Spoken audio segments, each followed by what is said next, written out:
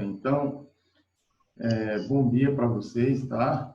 Mais uma vez aqui, disciplina de Sociologia. A gente vai dar continuidade ao capítulo que a gente estava desenvolvendo na aula passada, que é o capítulo 10, Religião e Economia, tá certo? Então, todo mundo com o livro aí. Para quem eu não falei ainda, tá? Aquele bom dia aí, eu estou vendo vocês falaram comigo aqui no escrever. Então, bom dia para todo mundo.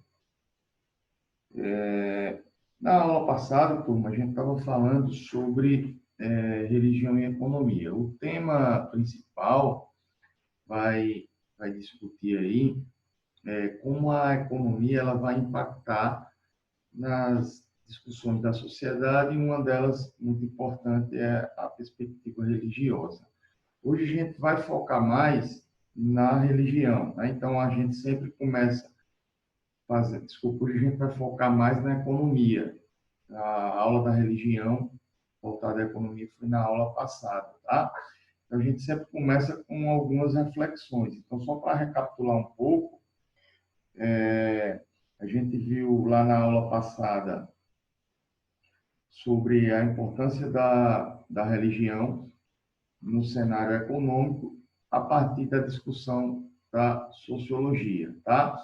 E para isso a gente visualizou a leitura de dois importantes filósofos que entendiam que os aspectos religiosos eram muito importantes para o desenvolvimento econômico e outros que criticavam a questão da religião, né? Então a gente viu os que defendem a religiosidade, o Descartes e o Immanuel Kant, e a gente focou principalmente, tá, na crítica, como tem aqui no nosso livro, lá na página 86, a partir da leitura do Marx e do Freiberg. Bem, então a gente viu que o Marx colocava a religião enquanto um ópio, né, aquela substância alucinógena, e dessa maneira faria o processo de alienação da classe trabalhadora, já que o Marx discutiu essas questões relacionadas aí ao aspecto econômico, né, ao desenvolvimento do capitalismo, tá? E o Freiberg, a gente viu também que ele falava de alienação. A religião ela causava uma certa alienação, tá? Porque ela se dá com o domínio da criatura sobre o Criador. Então, a gente discutiu isso. Partindo dessa análise da crítica, tá? A gente volta agora para a nossa aula mais específica, que é sobre a religião em si própria, tá? Então, a gente pega essa parte onde os aspectos religiosos, desde a antiguidade e atrelados à economia, ela possui características, né, que foram se enquadrando ao longo da história, e atualmente a religião, sem dúvida, ela impacta nas economias em torno do mundo e, se vocês perguntarem minha opinião particular, eu julgo muito importante. Tá? A gente freia um pouco essa discussão da religião e agora toma, enquanto proposta da nossa aula de hoje, a economia enquanto instituição, não mais aquela instituição religião que a gente viu nas aulas passadas, mas sim uma instituição capaz de organizar socialmente, tá, a nossa vida através desses modos de produção. E o atual é o capitalismo. Então, é sobre isso que a gente vai aprofundar na nossa aula de hoje, tá certo? Deixa eu ver a câmera aqui, que ela deu uma caidinha aqui. Deixa eu ver como eu faço aqui.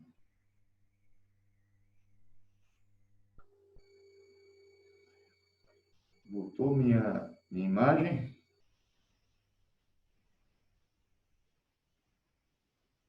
Voltou. Ah, tá bom. Hoje está muito ruim. Não sei o que está acontecendo, não, tá? Mas vamos aproveitando aqui. Daqui a pouco o tempo acaba. Ó, então, pessoal, para a gente começar a discussão da economia, Olha só, eu gosto sempre de começar com essa perspectiva de reflexão, né? Então, duas perguntinhas. O que podemos entender por economia? O que é economia? Como a economia interfere, né, no nosso dia a dia? Então, entender o que é economia. Será que vocês sabem de fato o que é economia? A economia é só para quando a gente está na universidade, estuda essas coisas da economia? Ou a economia faz parte também, sei lá, das nossas ações quando a gente vai no mercado, na feira perto de casa, né?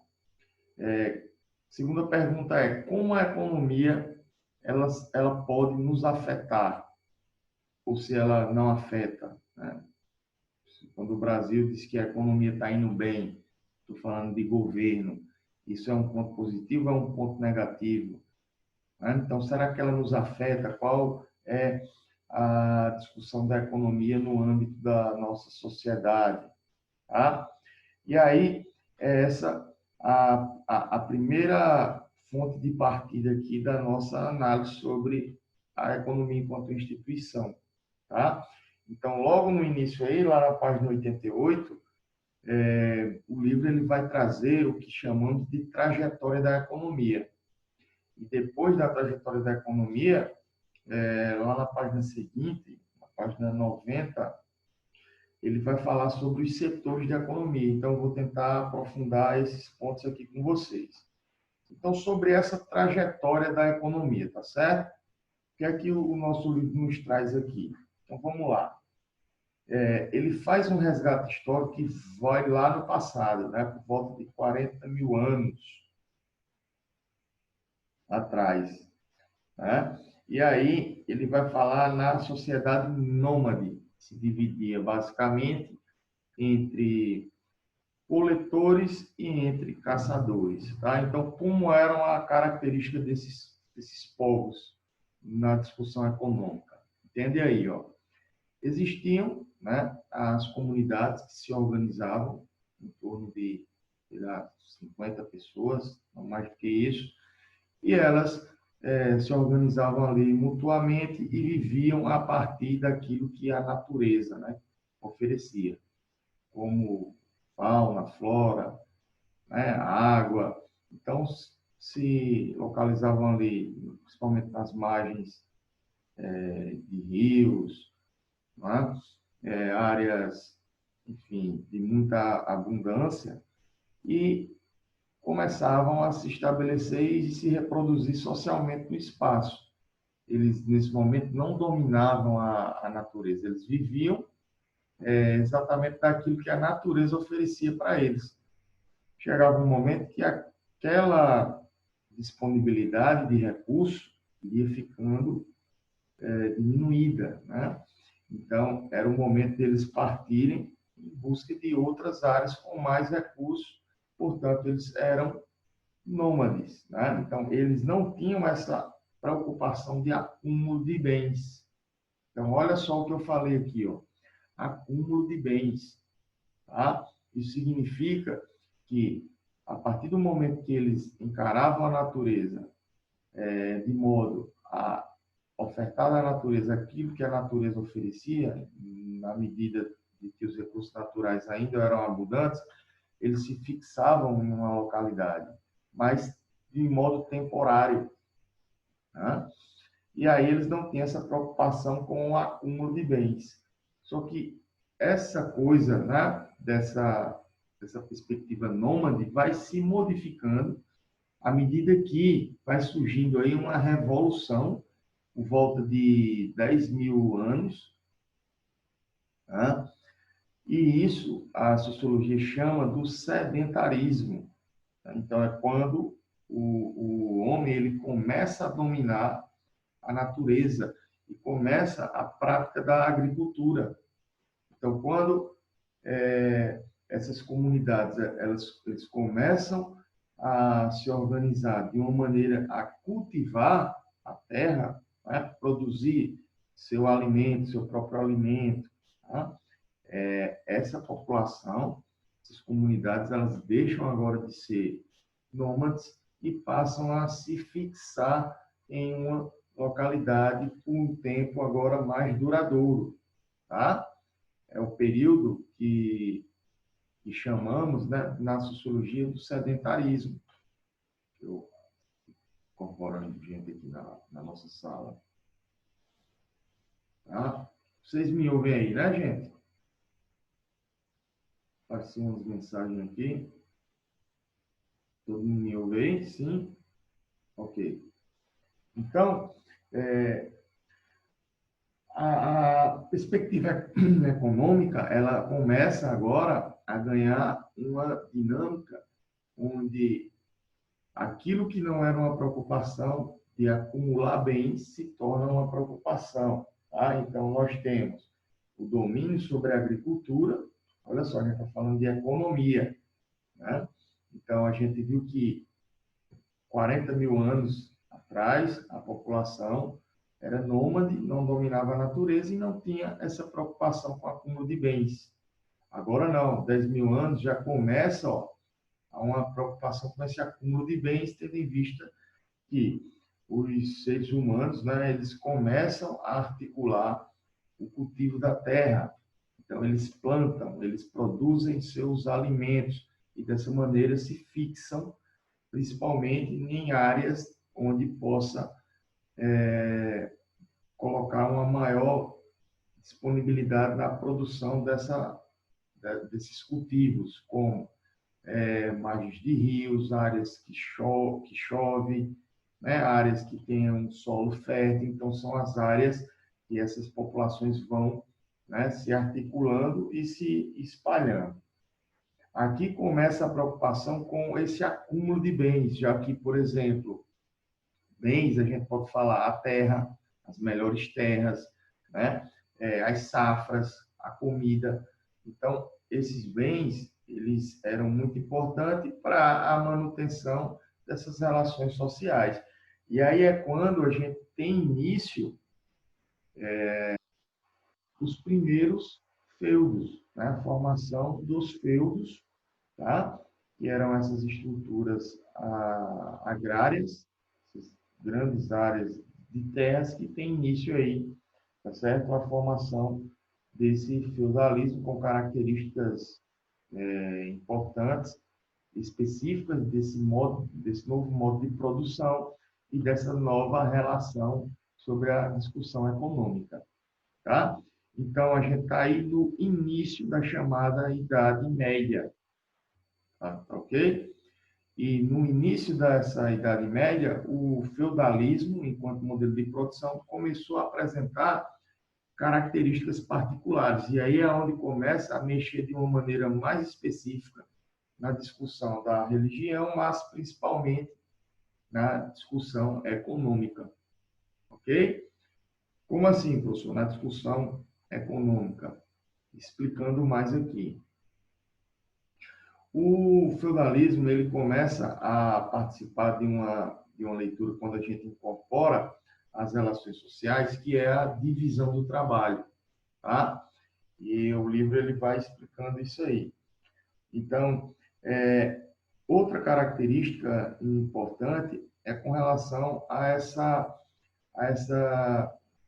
perspectiva mais patriarcal, né? Então, o homem ele começa a adquirir esse papel de líder, né?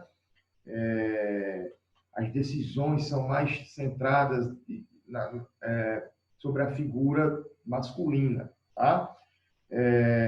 O qual também era responsável pelo culto religioso. Então, dessa maneira, vai se criando uma estrutura patriarcal, uma estrutura na figura do masculino, né? Uma figura onde a sociedade começa a dar cara aos aspectos mais, enfim, parecidos com o que a gente tem hoje, muito diferente das primeiras sociedades, né? Isso a gente pode levar até então enquanto uma crítica, né? Tendo em vista que no capitalismo, olha só, sai do feudalismo, fui lá para o capitalismo, essas relações, o papel da mulher, ela se torna mais evidente, né? E que bom que isso aconteceu, mas ainda sob um ponto de vista muito preconceituoso, né? A nossa sociedade, ela ainda é muito preconceituosa, machista, e isso a história vai explicar, mas fica pautado aí em outras aulas que a gente vai ter ainda sobre esses temas. Ok? Bem, então voltando lá para a Idade Média, o nosso livro ele vai começar a explicar essas relações, né, da economia com relação à produção no feudalismo, que possui características importantes. Por exemplo, a produção ela é extremamente agrária, tá? Relações de poder existentes vão fragmentar a divisão do trabalho, ok? E você tem uma relação de suzerania e de vassalagem. Então, esses são os pontos principais do feudalismo. Explicando mais sobre essas relações. O suzerano eram aquelas pessoas que possuíam terras, ou seja, os senhores feudais, que iam ganhando seguidores, né? Que eram os servos, os vassalos. E esses vassalos, detalhe, eles também poderiam se tornar suzeranos, né? Desde que conseguisse articular essa relação da sociologia, né? Essa relação da transformação social, né? Essa relação que forma a sociedade no dia a dia. Então, como funciona isso, professor? Da seguinte maneira: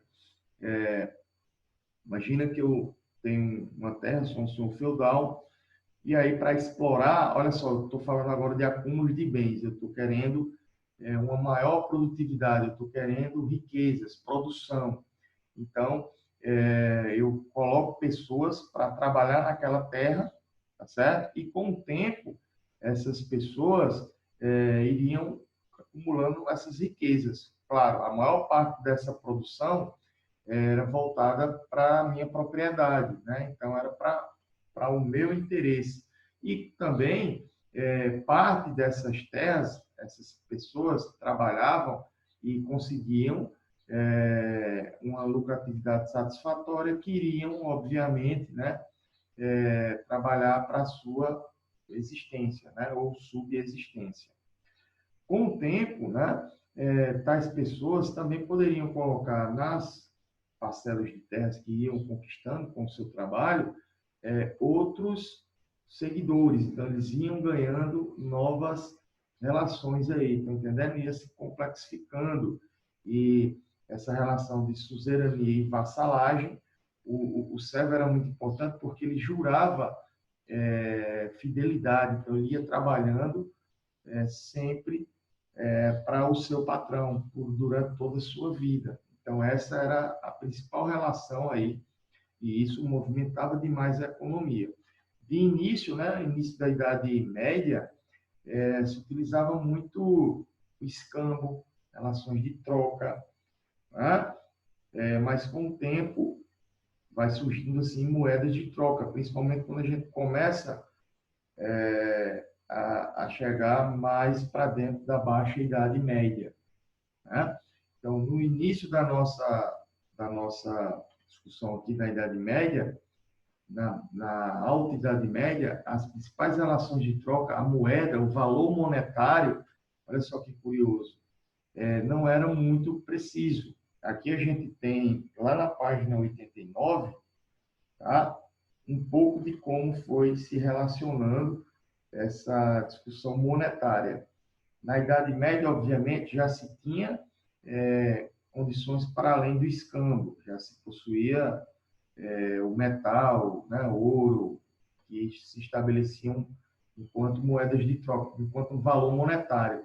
Mas olha que curioso, no início da nossa civilização, né, e quando se começa, por volta de 10 mil anos atrás, esse que a sociologia chama do sedentarismo, como eu expliquei para vocês, se fixou. Então, as relações monetárias se davam através do escambo, das trocas. Eu produzo tanto, você produz tanto, você tem excedente, então você pode trocar comigo, né? E um valor que se estabelecia, esse propriamente monetário, gente, com relação à chamada moeda de troca, né? A moeda. Hoje a gente tem o dólar, o euro, o real e o sal, né? Era uma importante moeda de troca nesse período. Se vocês fizerem uma relação, por exemplo, o preço está salgado. Olha só, por que a gente fala que o preço está salgado, né? Porque o sal era uma moeda de troca antigamente. Vocês recebem, nós recebemos um salário, vem dessa terminologia, né? Do sal, enquanto moeda de troca. E é interessante, né? A gente observar esse fluxograma lá na página 89, que vai desde 9.000 anos, 10.000 anos atrás até 1994, com o real. Então, olha só a evolução da perspectiva econômica, tá? Bem, vamos lá ver aqui se estabelecendo, pessoal, contato novamente.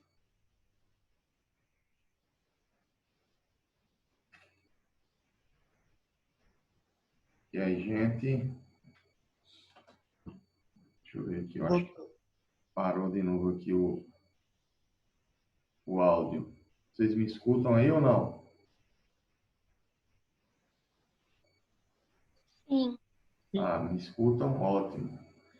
Então, gente, ó, hoje está uma chuva aqui, né? Talvez minha internet, ela, aqui onde eu moro, não passa fibra ótica ainda, então é via cabo. E sempre que chove dá esses probleminhas, tá? Então, vocês vão me perdoando aí por essa falha técnica, mas é algo que, de fato, independe de mim. Tudo bem? Então, todo mundo me ouve bem novamente e estão enxergando aí, né? Eu vou tentar finalizar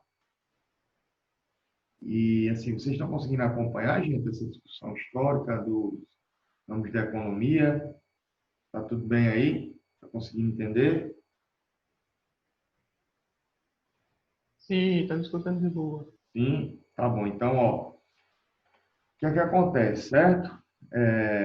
Falando sobre a economia numa perspectiva sociológica, obviamente, só que agora mais recente, tá? A nossa leitura agora, a partir da página 90, vai falar sobre os setores da economia. Então, aquela pergunta que eu fiz para vocês no início, né? O que é economia, ela pode ser explicada a partir de agora. Por quê? Porque é quando se divide a economia em setores, tá? Então, nós temos o setor primário, o setor secundário e o setor terciário. Obviamente que eu tenho plena convicção que vocês sabem de fato do que se trata disso, mas só para a gente deixar mais fixo, né? Enquanto o setor primário, os principais meios de produção desse setor seria a própria terra, né? A extrativismo, a agricultura. Tá? O setor secundário é aquele que pega essas matérias-primas, matérias brutas e transforma em mercadorias, né? Portanto, a indústria é o setor secundário. E o setor terciário, né? O setor do comércio, para comercializar esses produtos, para a terceirização, né? Dos serviços, tudo isso das empresas. Eu estou colocando aqui terceirização porque a gente vai já falar dos bens e dos serviços. Por quê? Porque essa aqui, em termos de indústria, em termos de impacto no PIB, por exemplo, principalmente nos países desenvolvidos, é o que tem a maior fatia, né?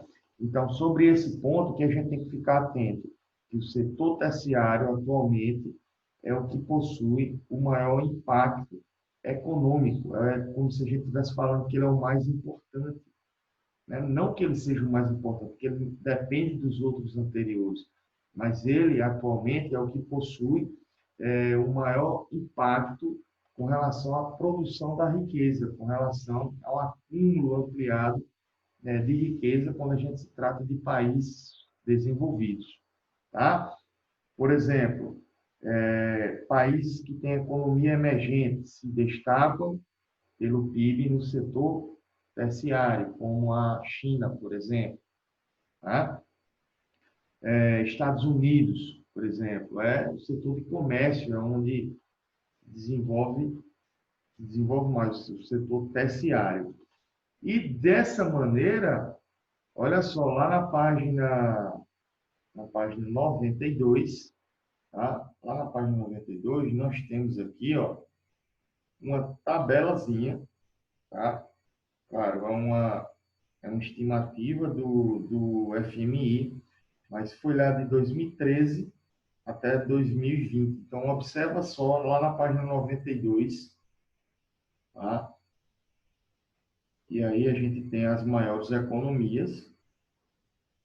E veja só que o Brasil caiu, né? Uma posição, possuía a sétima economia e agora em 2020, né, tende a ser a oitava economia. Isso aqui, claro, produzido, obviamente, antes do período da pandemia que a gente está vivenciando. Possivelmente esteja pior. Mas aqui é uma estimativa do FMI. Por que eu estou trazendo isso? Para falar da economia de mercado, que são as empresas. Então, hoje, as empresas elas são muito importantes, porque as empresas elas assumiram nessa economia de mercado, principalmente as grandes empresas, uma nova discussão que no capitalismo, quando a gente compara o capitalismo com outros modos de produção, a economia de mercado que é um fator de defesa desse movimento, né, econômico, desse modo de produção econômica. Vou explicar mais o que isso significa. Quando a gente, por exemplo, critica o socialismo, critica essa economia planificada, né? Essa economia onde, deixa eu tentar localizar aqui no livro, se vocês observarem lá na página 92, onde está falando no segundo parágrafo da coluna direita, fala do fim da União Soviética, tá? Por causa dessa economia planificada, que é aquela economia onde o Estado vai controlar todas as ações da economia. Então, o socialismo, o Estado, quem controla. No capitalismo, tem o liberalismo econômico. Então, a intervenção estatal nas relações empresariais, elas devem ser diminuídas. E isso se chama economia de mercado. Isso é que deu sucesso ao capitalismo. Então, quando a gente compara, fazendo essa crítica, né, em tese, esse modelo da economia de mercado, os indivíduos com dinheiro, eles investem, tá? De uma maneira mais ampla, fazendo ao ponto de que algumas empresas, elas são verdadeiras bolsas de valores. Os próprios funcionários, olha só, os próprios funcionários das empresas, que eles trabalham nessas empresas, eles compram ações, né, dessas empresas. Então, vejam que é uma economia independente da força do Estado. Isso é que, assim, no termo sociológico, enquanto um fenômeno a ser analisado, é o que contribuiu, por exemplo, para o sucesso do capitalismo. Tem algumas empresas que os próprios funcionários compram suas ações. Essa é a chamada economia de mercado. Ok? Tranquilo? Dúvidas? Não. Bem, como o nosso tempo aqui acabou, gente, eu queria só gabaritar a questão número 1. A gente tem um minutinho aqui, lá do praticando. Então, lá na página 94, seção praticando, a gente tem uma alternativa C, que ela é a correta, tá? É a questão da UFPA, Universidade do Pará, né? E aí, essa universidade traz uma discussão que vai relacionar o desemprego e a precarização das relações de trabalho. Tem a ver com esse lance da economia. E a resposta correta é a letra C. Depois vocês estudam ela aí, tá? que seria as novas formas de contratação de trabalho, principalmente a terceirização. Então, essa, a letra C, a questão